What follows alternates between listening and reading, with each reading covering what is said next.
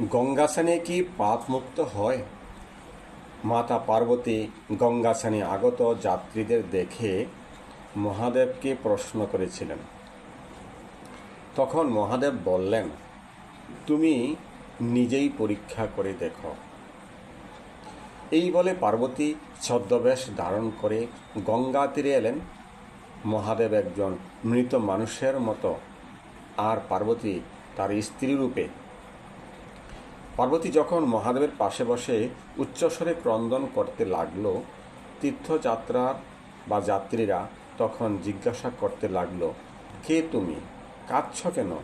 তোমার পাশের মৃত ব্যক্তিটি বা সব দেহটি কে? তখন মাতা পার্বতী বললেন, ইনি আমার স্বামী, কিছুক্ষণ আগে মারা গেছে। আপনারা আমাকে একটু সাহায্য করুন, ওনার সৎকারের ব্যবস্থা করতে হবে। তখন সবাই খুব দুঃখ প্রকাশ করতে লাগলো। অনেকে বলল, আমরা আপনাকে সাহায্য করব। তখন মাতা পার্বতী বলল, আমার একটা শর্ত আছে। কি শর্ত? যে কোনো পাপ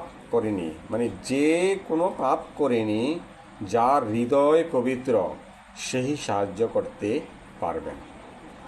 তখন সবাই পিছু হাঁটতে লাগলো, কিন্তু তারা সবাই গঙ্গা স্নান করেছে।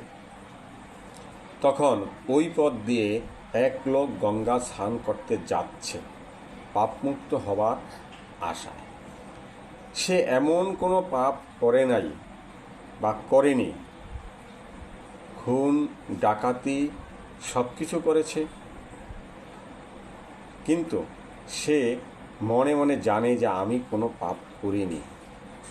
তখন সে মাতা পার্বতীকে জিজ্ঞাসা করল। মাতা তাহাকে সব কিছু খুলে বলল আর সত্যের কথা বলল। তখন লোকটি বলল, মা, তুমি কোনো চিন্তা করো না, আমি গঙ্গা স্নান করে পাপ মুক্ত হয়ে তোমার স্বামীকে সৎকার করব। এই বলে লোকটি স্নান করতে চলে গেল, আর হর পার্বতী অদৃশ্য হয়ে গেল। তখন মহাদেব পার্বতীকে জিজ্ঞাসা করলেন, কি বুঝলে?